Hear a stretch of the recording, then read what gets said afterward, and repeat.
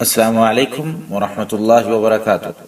خطبہ جمعہ Masjid Nabawi is doctor عبداللہ بھائی جان حفظہ اللہ تعالی۔ موضوع تنہائی کے گناہوں سے بچاؤ۔ ترجمہ شفقت الرحمن مغل حفظہ اللہ تعالی بتاریخ 20 جمادی اولی 1438 17 فروری 2017۔ تمام تعریفیں اللہ کے لیے ہیں، وہ قبول کرنے والا، نگران اور حساب رکھنے والا ہے۔ وہ ہر ایک کے ضمیر سے باخبر، رازوں کو جاننے والا اور سینوں کے بھیدوں سے بھی واقف ہے۔ تمام معاملات اسی کی گرفت میں ہیں۔ اسی نے اپنے بندوں کی تمام حرکات شمار اور ان کی موت کا وقت مقرر کیا ہوا ہے۔ میں اپنے رب کے بے شمار اور لاتعداد فضل و کرم پر اسی کی حمد بیان کرتا ہوں اور شکر بجا لاتا ہوں۔ شرکاء اور ہم سروں سے کہیں بلند ذات ہی پاک ہے۔ اس کے تسلط کے سامنے تمام سرکردہ اور سربراہ ہیج ہیں۔ اس کی عظمت کے سامنے جگر بھی چاک ہو گئے اور اس کے ڈر اور خوف سے ٹھوس اور سنگلاخ پہاڑ بھی پھٹ گئے۔ میں اللہ تعالیٰ کی پاکیزگی بیان کرتا ہوں، اس کی مخلوقات اور اس کی رضا کے مطابق، اس کے عرش کے وزن اور اس کے کلمات کی روشنائی کے برابر۔ اللہ تعالیٰ پاک ہے اپنی حمد کے ساتھ۔ اللہ تعالیٰ پاک ہے، وہی عظمت والا ہے۔ ہمارے پروردگار تو پاک ہے، تو ہی عظیم ہے، تو بہت زیادہ رحم کرنے والا ہے۔ تو پاک ہے، تیرا نام بابرکت ہے، تیری شان بہت بلند ہے اور تیرے سوا کوئی معبود برحق نہیں۔ میں گواہی دیتا ہوں کہ اللہ کے سوا کوئی معبود برحق نہیں، اس کا کوئی شریک نہیں۔ وہ معاندین، ہم پلہ اور اولاد سے پاک ہے۔ اور میں یہ بھی گواہی دیتا ہوں کہ محمد صلی اللہ علیہ وسلم اس کے بندے اور رسول ہیں۔ آپ نے پیغام رسالت پہنچا دیا اور امانت ادا کر دی اور امت کی خیر خواہی فرمائی۔ اللہ تعالیٰ آپ پر، آپ کی آل، صحابہ کرام اور ان کے نقش قدم پر چلنے والے تمام لوگوں پر قیامت تک درود و سلام نازل فرمائے۔ حمد و صلاح کے بعد، اللہ کے بندو، میں خلوت و جلوت میں تمہیں اور اپنے آپ کو تقوی الہی کی نصیحت کرتا ہوں۔ یہی اللہ تعالیٰ کی پہلے اور بعد میں آنے والوں کو نصیحت ہے۔ فرمانے والی تعالیٰ ہے، اور البتہ تحقیق ہم نے تم سے پہلے کتاب دیے جانے والے لوگوں کو اور تمہیں بھی یہی نصیحت کی ہے کہ تقوی الہی اختیار کرو۔ سورۃ النساء آیت 131۔ مسلمانوں، ہمیں اس بات کی کتنی ضرورت ہے کہ ہم اللہ تعالیٰ کو یاد کریں اور توبہ کے لیے تجدید عہد کریں، اپنے آپ کو حوث پرستی سے روکنے اور تقوی اپنانے کے لیے تیار کریں۔ ہم یہ بھی احساس اجاگر کریں کہ اللہ تعالیٰ ہمارا نگران ہے، وہ بہت عظیم ہے۔ اس کے حساب و عذاب کو ذہنوں میں تازہ کریں۔ ہم جدائیاں اور پنڈلی سے پنڈلی ملنے کے لمحات یعنی روز قیامت کے لیے تیاری کریں۔ ہم اللہ تعالیٰ کے سامنے پیش ہونے کے لیے زیادہ راہ تیار کریں کہ اس دن انسان اپنے بھائی، ماں باپ، دوست اور بیٹوں سے دور بھاگے گا۔ اس دن ہر شخص کو اپنی پڑی ہوگی۔ اللہ کے بندو، سائنسی انقلاب، نت نئی ٹیکنالوجی اور لوگوں کے لیے آفاقی رسائی کی وجہ سے ثقافتی کشمکش پیدا ہو چکی ہے اور سماجی رابطے کے ذرائع سے ہم اپنے گھرانوں میں نفرت آزما ہیں۔ سوشل میڈیا تک ہر چھوٹے بڑے، مرد و عورت کو رسائی حاصل ہے۔ ان حالات میں مسلمان کو اپنی اور اپنے اہل خانہ کی تربیت کے لیے ایک عظیم صفت اور جلیل القدر عبادت کی اشد ضرورت ہے، جو کہ تنہائی عظیم الشان عبادت اور نیکی ہے۔ وہ صفت اللہ تعالیٰ کی حرام کردہ چیزوں اور گناہوں کی راہ میں رکاوٹ بن سکتی ہے۔ اس کی وجہ سے انسان حرام چیزوں سے بچ کر نیکیوں کی جانب راغب ہو سکتا ہے، بلکہ یہ ہر نیکی اور اچھے کام کی ترغیب دلاتی ہے۔ نیز اس کی وجہ سے دلوں میں اللہ تعالیٰ کی ہیبت بھی پیدا ہوتی ہے۔ وہ صرف یہ ہے کہ خلوت اور جلوت میں خشیت الہی اپنائیں۔ اللہ کی قسم، یہ جتنی بلند خوبی ہے، اس کی ہمیں اتنی ہی ضرورت بھی ہے۔ اس سے اصلاح بھی ہوتی ہے اور تقوی حاصل ہوتا ہے۔ یہ ایمان کی دلیل نیز عقیدہ توحید اور اخلاص کا ثمر ہے۔ اس سے اخلاق پروان چڑھتا ہے۔ ایک مکمل انسان کی صورت میں زندگی گزارنے کے لیے انسان کو خشیت الہی کی عملاً ضرورت ہے۔ تنہائی میں اللہ تعالیٰ سے ڈرنا صفت احسان کا تقاضا ہے، اور احسان کا مطلب یہ ہے کہ تم اللہ تعالیٰ کی بندگی ایسے کرو کہ گویا تم اللہ تعالیٰ کو دیکھ رہے ہو، اور اگر تم اللہ تعالیٰ کو نہیں دیکھ رہے تو وہ تمہیں دیکھ رہا ہے۔ دل میں یہ احساس پیدا ہونا خشیت الہی کا لازم ہے کہ اللہ تعالیٰ ہمارا نگران ہے، اور اس بات کا علم ہو کہ اللہ تعالیٰ ہر چیز پر گواہ ہے، لوگوں کے دلوں اور ان کے اعمال پر کڑی نظر رکھے ہوئے ہے۔ وہ آنکھوں کی خیانت اور سینوں کے رازوں کو بھی جانتا ہے۔ اور اس کے بندے جہاں بھی ہوں وہ ان کے ساتھ ہے۔ 3 آدمی سرگوشی کریں تو وہ چوتھا ہوتا ہے، اور 5 کریں تو وہ چھٹا ہوتا ہے۔ اس سے کم کریں یا زیادہ لوگ وہ ان کے ساتھ ہی ہوتا ہے، چاہے وہ جہاں بھی ہوں۔ سورۃ المجادلہ آیت 7۔ اب جو شخص یہ جان لے کہ اللہ تعالیٰ ہر جگہ دیکھ رہا ہے، اللہ تعالیٰ اس کے ظاہر و باطن، خفیہ اور اعلانیہ ہر چیز سے واقف ہے، اور یہی بات خلوت اور تنہائی میں بھی اجاگر رہے تو تنہائی میں بھی انسان گناہوں سے پاک ہو جاتا ہے۔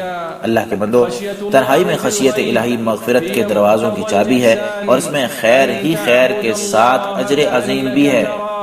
بے شک جو لوگ اپنے رب سے بن دیکھے ڈرتے ہیں ان کے لیے مغفرت اور بہت بڑا اجر ہے۔ سورۃ الملک آیت 12۔ بن دیکھے اللہ تعالیٰ سے ڈرنا رضائے الہی اور جنت میں داخلے کا سبب ہے۔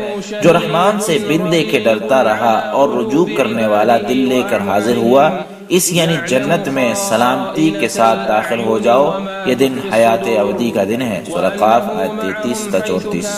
اسی طرح فرمایا، جو لوگ ایمان لائے اور نیک عمل کیے یقیناً وہ بہترین مخلوق ہیں۔ ان کے پروردگار کے ہاں ان کا بدلہ ہمیشہ رہنے والی جنتیں ہیں جن کے نیچے نہریں بہتی ہیں، وہ ان میں ہمیشہ ہمیشہ رہیں گے۔ اللہ ان سے راضی ہوا اور وہ اللہ سے راضی ہوئے، یہ سب کچھ اس کے لیے ہے جو اپنے پروردگار سے ڈرتا رہا۔ سورۃ البینہ آیت 7-8۔ خشیت الہی متقی لوگوں کی صفت ہے، اور بلا شبہ ہم نے موسیٰ اور ہارون کو جو کتاب یعنی تورات دی تھی وہ حق و باطل میں فرق کرنے والی تھی، اور ایسے پرہیزگاروں کے لیے روشنی اور نصیحت تھی جو اپنے پروردگار سے بن دیکھے ڈرتے رہے اور وہ روز قیامت کا خوف دل میں رکھتے ہیں۔ سورۃ الانبیاء آیت 48-49۔ خشیت الہی دلوں کو بھلائی کے لیے تیار کرتی ہے اور انہیں پند و نصیحت قبول کرنے پر آمادہ کرتی ہے۔ بے شک آپ متبعین قرآن و تنہائی میں رحمان سے ڈرنے والوں کو ڈراتے ہیں۔ سورہ یاسین آیت 11۔ اسی طرح فرمایا، خشیت رکھنے والا ہی نصیحت پکڑے گا اور بدبخت اس سے اجتناب کرے گا۔ سورۃ الاعلیٰ آیت 10-11۔ خشیت الہی کی وجہ سے پند و نصیحت اور واعظ و نصیحت کا دلوں اور احساسات پر اثر مزید بڑھ جاتا ہے۔ اللہ نے بہترین کلام نازل کیا جو ایسی کتاب ہے جس کے مضامین ملتے جلتے اور بار بار دہرائے جاتے ہیں، جن سے ان لوگوں کے رونگٹے کھڑے ہو جاتے ہیں جو اپنے پروردگار سے ڈرتے ہیں، پھر ان کی جلد اور ان کے دل نرم ہو کر اللہ کے ذکر کی طرف راغب ہو جاتے ہیں۔ سورۃ زمر آیت 23۔ اللہ تعالیٰ نے احرام باندھنے والوں کا خشیت اور خوف الہی کے لیے امتحان لیا اور فرمایا، اے ایمان والو، اللہ ایسے شکار کے ذریعے تمہاری آزمائش کرے گا جو تمہارے ہاتھوں اور نیزوں کی زد میں ہوں گے، یہ دیکھنے کے لیے کہ کون غائبانہ طور پر اللہ سے ڈرتا ہے۔ سورۃ المائدہ آیت 94۔ اللہ کے بندو، پتھر جو کہ جمادات ہیں، سننے کی طاقت نہیں رکھتے، وہ بھی اللہ تعالیٰ کے ڈر سے گر جاتے ہیں اور پھٹ پڑتے ہیں۔ ان کا جمود، بے عقلی اور لاشعوری بھی خشیت الہی کے اثرات کے سامنے رکاوٹ نہیں بن سکی۔ پتھروں کی مضبوطی، ٹھوس پن اور سنگلاخی بھی پتھروں کو متاثر ہونے سے نہیں بچا سکی۔ پتھروں میں سے تو کچھ ایسے بھی ہیں کہ ان سے نہریں پھوٹ نکلتی ہیں، اور کچھ ایسے ہیں جو پھٹ جاتے ہیں تو ان سے پانی نکلنے لگتا ہے، اور کچھ ایسے ہیں جو اللہ کے ڈر سے لرز کر گر پڑتے ہیں۔ سورۃ البقرہ آیت 74۔ تو اللہ کے بندو، ہمیں چاہیے کہ ہم بھی نصیحت پکڑیں، اپنے دلوں میں خشوع پیدا کریں اور ان پتھروں سے ہی عبرت حاصل کر لیں۔ جو لوگ ایمان لائے ہیں، کیا ان کے لیے ایسا وقت نہیں آیا کہ اللہ کے ذکر سے اور جو حق نازل ہوا ہے ان سے ان کے دل نرم ہو جائیں اور ان لوگوں کی طرح نہ ہو جائیں جنہیں ان سے پہلے کتاب دی گئی تھی، پھر ان پر ایک طویل مدت گزر گئی تو ان کے دل سخت ہو گئے اور ان میں سے اکثر فاسق ہیں۔ سورۃ الحدید آیت 16۔ اللہ تعالیٰ میرے اور آپ کے لیے قرآن مجید کو بابرکت بنائے، مجھے اور آپ کو قرآن آیات اور حکمت بری نصیحتوں سے مستفید فرمائے۔ میں اسی پر اکتفا کرتا ہوں اور عظمت و جلال والے اللہ سے اپنے اور سب مسلمانوں کے لیے تمام گناہوں کی بخشش طلب کرتا ہوں، اس لیے آپ بھی اسی سے بخشش طلب کرو، بے شک وہ بخشنے والا اور نہایت رحم کرنے والا ہے۔ دوسرا خطبہ۔ تمام تعریفیں اللہ کے لیے ہیں، اسی نے دلوں کو فطری طور پر خشیت عطا فرمائی، دل بھی اسی کی محبت اور خوف سے اس کی مطیع بن گئے اور اپنے فضل و رحمت سے ہماری رہنمائی فرمائی۔ درود و سلام و خاتم الانبیاء والمرسلین پر، ان کی آل اور اولیاء پر۔ اللہ کے بندو، وعدوں کی پاسداری کرو، کل کے لیے تیاری کر لو، آخرت قریب آ رہی ہے اور دنیا گزرتی جا رہی ہے۔ موت کا وقت قریب ہے اور سفر بہت لمبا ہے، زاد راہ معمولی ہے جبکہ خطرات بہت زیادہ ہیں۔ یہ بات ذہن نشین کر لو کہ تمہارے اعضاء ہی تمہارے ناقابل تردید گواہ ہیں، اس لیے ان کا بھرپور خیال کرو۔ خلوت و جلوت میں تقوی الہی اپناؤ، کیونکہ کوئی پوشیدہ سے پوشیدہ چیز بھی اس کے سامنے مخفی نہیں ہے، بلکہ ہر چیز اس کے سامنے عیاں ہے۔ مسلم اقوام، تنہائی میں خشیت الہی اپنانا سعادت مندی اور سکون کا باعث ہے، اس سے راحت اور اطمینان حاصل ہوتا ہے، یہ فتنوں سے بچاؤ کا باعث بھی ہے۔ لذت خشیت کا اسی کو علم ہے جس نے اس کی لذت چکھی ہے، لہذا نفس کو خشیت الہی کا پابند بنانے کے لیے پورے عزم اور کوشش سے محنت کرو کہ نفس برائیوں سے رک جائے اور بڑھاپے سے پہلے اسے نکیل ڈل جائے، کیونکہ اگر دل خوف، ڈر اور اللہ تعالیٰ کے جلال سے معمور ہو تو اعضاء گناہوں کے ارتکاب سے باز رہتے ہیں۔ نبی صلی اللہ علیہ وسلم سے یہ صحیح ثابت ہے کہ 3 چیزیں باعث نجات ہیں: غضب اور خوشی ہر 2 حال میں عدل کرنا، امیری اور فقیری میں میانہ روی اختیار کرنا، خلوت و جلوت میں اللہ کا خوف قائم رکھنا۔ اللہ کے بندو، تزکیہ نفس اور خشیت الہی دونوں کی اصلاح سے مربوط ہے۔ متربع رہو، جسم میں ایک ٹکڑا ہے، اگر وہ صحیح ہو جائے تو سارا جسم صحیح ہو جائے گا، اور اگر وہ خراب ہو جائے تو سارا جسم برباد ہو جائے گا، اور وہ دل ہے۔ حصول خشیت الہی کے لیے دعائیں کرو، اس کام میں تمہارے لیے رسول اللہ صلی اللہ علیہ وسلم بہترین نمونہ ہے۔ اللہم اقسم لنا من خشیتک ما یحول بیننا وبین معاصیک۔ یا اللہ، ہمیں تیری اتنی خشیت عطا فرما جو ہمارے لیے تیری نافرمانی کے سامنے رکاوٹ بن جائے۔